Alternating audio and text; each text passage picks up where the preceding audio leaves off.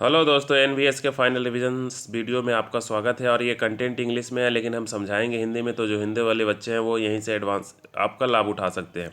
तो हम बिना लेट किए हुए क्वेश्चंस पे चलते हैं। तो आज के वीडियो में कोई बात नहीं होगी, बस क्वेश्चंस होगा।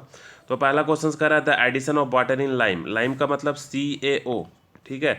तो जब इसमें आप पानी डालिएगा तो क्या होगा, तो पानी डालिएगा तो एनर्जी बाहर निकलेगा, यानी कि ये एक्सोथर्मिक रिएक्शन है। तो इसका आंसर हो जाएगा सी नंबर। नेक्स्ट वन में कह रहा है कि the compound is also known as blue vitriol. तो देखिए आपको दो चार बात यहाँ पे याद रखना है।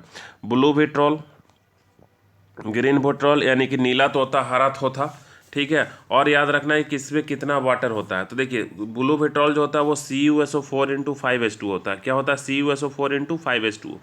और जो ग्रीन होता है वो आयरन लोहा वाला होता है, FeSO4 × 7H2। अब एग्जाम में आप भूल जाते हैं कि किसमें 5 वाटर मॉलिक्यूल लगा हुआ था, किसमें 7 लगा हुआ। तो देखिए F ऐसे होता है तो F को उल्टा लिख दीजिए। F को क्या लिख दीजिए, उल्टा। तो इसमें 7, यानी कि F वाले के साथ क्या होगा, 7 लगा रहेगा। कॉपर मतलब C ऐसा होता है तो इसके नीचे एक और C उल्टा लिख दीजिए, यानी कॉपर वाले के साथ 5 लगा रहेगा, ठीक है। तो FeSO4 × 7H2 होता है, CuSO4 × 5H2O होता है। तो इतना क्वेश्चन आप ध्यान रखिएगा। आगे चल रहे हैं, the chemical formula of lime. तो लाइम का केमिकल फार्मूला पूछा है, तो लाइम का केमिकल फार्मूला CaO होता है। तो आप यहाँ पे ध्यान से सुन लीजिए, CaO को हम लोग क्या बोलते हैं, तो लाइम भी बोलते हैं। Ca का मतलब कैल्शियम, O का मतलब ऑक्साइड, तो इसको कैल्शियम ऑक्साइड भी बोलते हैं। और ये पानी के साथ बहुत जल्दी रिएक्शन कर जाता है, इसलिए इसको क्विक लाइम भी बोलते हैं। इसके बाद CaCO3 को कैल्शियम कार्बोनेट बोलते हैं, और CaHCO3 को कैल्शियम बाइकार्बोनेट बोलते हैं, ठीक है। ये हम जब जो हमारा लेक्चर सीरीज पढ़ा हुआ है, अगर आप टोटल देखे होंगे हमारे प्लेलिस्ट में, तो ये सब आपका कंसेप्ट क्लियर हो गया होगा। बस अभी हम रिविजन्स करवा रहे हैं, ठीक है। CaOH को OH का हॉल 2 का बच गया, तो इसको भी हम बता देते हैं। तो CaOH के हॉल 2 को हम लोग बोलते हैं कैल्शियम हाइड्रोक्साइड, या इसको सिलेक्ट लाइम बोलते हैं, या लाइम वाटर बोलते हैं। ये आपको ध्यान रखने वाली बात है। फर्दर आगे अगर हम 5th नंबर में चलें, तो 5th नंबर में कह रहा है the chemical formula of lead nitrate, ठीक है। तो लेड नाइट्रेट का फार्मूला क्या होता है, तो PbNO3 का हॉल 2, PbNO3 का हॉल 2, क्योंकि लेड की वैलेंसी यहाँ पे 2 होती है, NO3 की वैलेंसी 1 होती है। 6 नंबर है कि the reactions of water and quick lime. तो अभी अभी हम लोग बात किए थे दूसरा रिएक्शन में कैसा होता है। तो जब कभी भी ये होगा तो एक्सोथर्मिक रिएक्शन होगा, यानी कि इससे हीट निकलता है। तो पहला तो ये ठीक है। इसके बाद पूछ रहा है कॉम्बिनेशन रिएक्शन। तो हाँ, ये कॉम्बिनेशन रिएक्शन है, क्योंकि CaO वाटर के साथ रिएक्ट करता है और कौन सा प्रोडक्ट बनाता है बताइए, CaOH का हॉल 2। दोनों एक दूसरे से कंबाइंड करके CaOH का हॉल 2 बना लेता है। तो एक अलग अलग एलिमेंट था और दोनों कंबाइंड करके CaOH का हॉल 2 बना लिया, तो इसलिए इसको कॉम्बिनेशन रिएक्शन भी बोलते हैं, यानी कि संयोजक रिएक्शन। तो ये इसका आंसर दोनों हो जाएगा। 7th की बात करें कि हाउ मेनी वाटर मॉलिक्यूल और परजेंट ऑफ कॉपर। तो अभी हम बताते हैं कि कॉपर में C उल्टा लिख देना है, तो 5 मॉलिक्यूल होता है, ठीक है। 7वां का कौन सा आंसर हो जाएगा, A। 8वां का बात करें कि how many water molecule present in ferrous sulphate, तो F। तो F का मतलब उल्टा F। तो उल्टा F का मतलब दोस्तों आप ही बताइए, उल्टा F का मतलब क्या होगा, 7। उल्टा F का मतलब क्या होगा, 7। तो आपको 7 याद रखना है। फर्दर आगे बात करें कि which of the following is an endothermic reaction, जिसमें हमको हीट को डालना पड़े, हीट को हमको क्या करना पड़े, डालना पड़े। तो इसमें जो आंसर होगा ये, ठीक है। CaCO3 को अगर हम गर्म कर देंगे, यानी कि उसके अंदर हीट डालेंगे हम, तो वो 2 फाटों में विभक्त हो जाएगा। तो इसको हम लोग बोलते हैं एंडोथर्मिक रिएक्शन। और जब कभी भी कोई चीज़ को गर्म करते हैं, यानी कि उसमें हम लोग उष्मा देते हैं, तो वो टूटता है, ठीक है। तो ये बात आपको ध्यान रखनी है। बहुत जल्दी जल्दी हम कर रहे हैं क्योंकि टाइम बहुत कम है और रिएक्शंस आपके बहुत ज़्यादा क्वेश्चंस हमको करवाने हैं। तो ये रिविजन्स वीडियो है, आप जल्दी जल्दी देखते रहिए। तो इसमें कह रहा है कि कलर, तो हम बताएं कि लोहा वाला का कलर ग्रीन होता है और कॉपर वाला का कलर कैसा होता है, तो ये ब्लू होता है, ठीक है। एगो हरा और एगो नीला, हरा थोथा नीला थोथा आप लोग पढ़े होंगे। 12 में बात करें कि 4 स्टूडेंट यूज, तो यहाँ पे मैग्नीशियम रिमर को बर्न किया है, तो कौन वाला सही यूज किया गया है ये आपको बताना है। तो देखिए इस एक्सपेरिमेंट में ये वाला टोंग हम लोग यूज करते हैं, ये मैग्नीशियम रिमर है, तो ये सही है। ये दोनों में टेस्ट ट्यूब होल्डर, तो ये जुगाड़ टेक्नोलॉजी काम यहाँ पे नहीं चलेगा। एग्जैक्टली कौन सा होगा उसका आंसर लगाना था, तो ये C वाला था। फर्दर आगे अगर हम बात करें ऑब्जर्वेशन स्किल पे, ये क्वेश्चंस है। तो कह रहा है ये कॉपर कॉइन को हम लोग डीप करते हैं, कॉपर कॉइन को हम लोग क्या कर रहे हैं दोस्तों, डीप कर रहे हैं। तो यहाँ पे हम थोड़ा 1 सेकेंड पेन को थोड़ा सही कर लें, ताकि यहाँ पे आपको हम और डिटेल समझाते चलें। तो कॉपर, तो कह रहा है कॉपर के कॉइन को क्या कर रहा है, डीप करा जा रहा है। कहाँ पे डीप किया जा रहा है, तो copper coin is dipped in the blue copper sulphate solution, यानी कि CuSO4 इंटू 5H2O में डीप कर रहा है, तो कोई रिएक्शंस करेगा दोस्तों? कॉपर कॉपर को डिस्प्लेस करवा पाएगा? नहीं करवा पाएगा। तो कह रहा है कि the colour obtain after the half an hour, तो हाफ एन आवर के बाद जैसा इसका कलर होता है, यानी कि पहले ये ब्लू था तो बाद में भी कैसा रहेगा? ब्लू ही रहेगा, यानी कि इसका आंसर कौन सा हो जाएगा? D number. कह रहा है कि आयरन नेल, तो एक आयरन नेल हम लोग ले लेते हैं, इज ब्लू, तो आयरन नेल को CuSO4 इंटू 5H2O में डाला गया, तो कह रहा है कि after while colour is obtain, तो कौन सा कलर होगा? तो कॉपर आयरन को डिस्प्लेस कर देगा, तो यानी कि FeSO4 बन जाएगा और इंटू 7H2O बन जाएगा, और इसका कलर कैसा होता है? हरियर होता है, यानी कि ग्रीन होता है, तो इसका आंसर ग्रीन हो जाएगा। है ना मज़ेदार क्वेश्चन? आप लोग ज़रूर से बताइएगा। फर्दर आगे कह रहा है कि ऑन एडिंग जिंक ग्रेनुअल्स, तो यानी कि जिंक को ऐड कर रहे हैं किसके साथ? तो FeSO4 फेरस सल्फेट सॉल्यूशन के साथ। तो स्टूडेंट्स क्या ऑब्जर्व करेगा बताओ? तो स्टूडेंट ऑब्जर्व करेगा कि इसका जो ये जिंक इस पर रिएक्ट तो करेगा, लेकिन ये जो ग्रेइश जो कोटिंग है तो ये यहाँ से हरा होता है, लेकिन जिंक कैसा होता है? ग्रे टाइप का होता है, तो इसको ये रिएक्ट करेगा और ग्रे रंग का थोड़ा आ जाएगा, तो ग्रे को इसमें आंसर बता रहा है सी में, तो 15 का कौन सा हो जाएगा? सी नंबर हो जाएगा। 16 में अगर हम लोग बात करें तो ये 16 कह रहा है कि student strongly heated the hydrated ferrous sulphate solution, तो हाइड्रेटेड का मतलब क्या हो गया? FeSO4 और इसमें वाटर कितना आएगा भाई? तो 7H2O आएगा। तो अब इसको हीट करोगे तो पनिया क्या होगा? उड़ जाएगा। तो पानी उड़ जाएगा तो ये कैसा दिखने लगेगा? वाइट दिखने लगेगा। ये कैसा दिखने लगेगा? वाइट दिखने लगेगा। तो इसका आंसर क्या हो जाएगा? वाइट या थोड़ा ब्राउनिश टाइप ये दिखने लगता है। तो वाइट अगर नहीं होगा तो वाइट रेसिड्यू और ब्राउन दोनों दिया होगा तो ब्राउन आंसर लगाएंगे हम।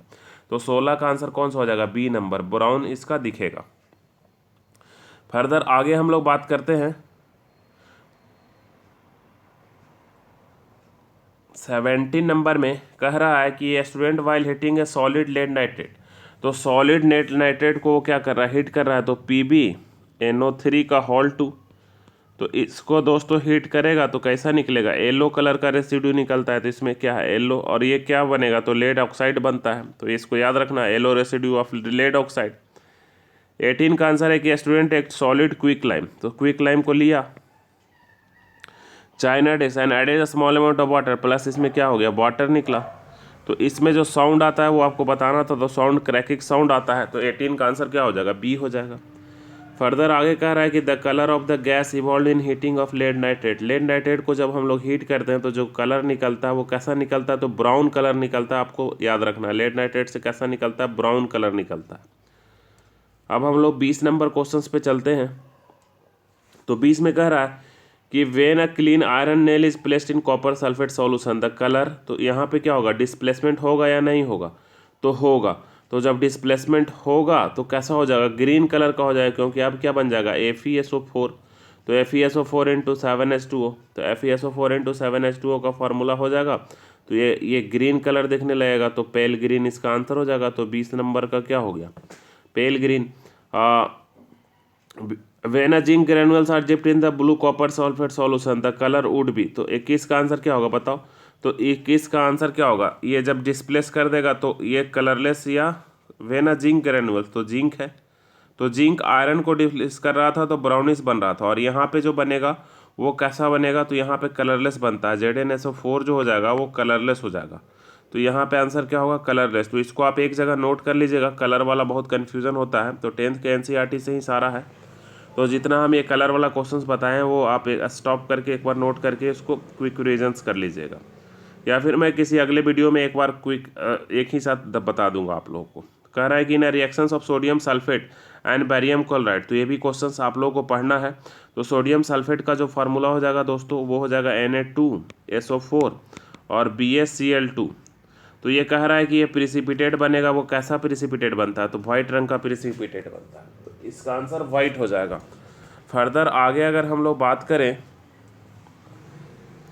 23 नंबर में, तो 23 नंबर में कह रहा है कि iron nail is dipped in the salt solution, एक आयरन नेल को हम लोग साल्ट सॉल्यूशन में डिप किया गया, after sometimes reddish brown deposited on the silver net, तो रेडिश ब्राउन हो जाता है, तो ये क्या हो सकता है?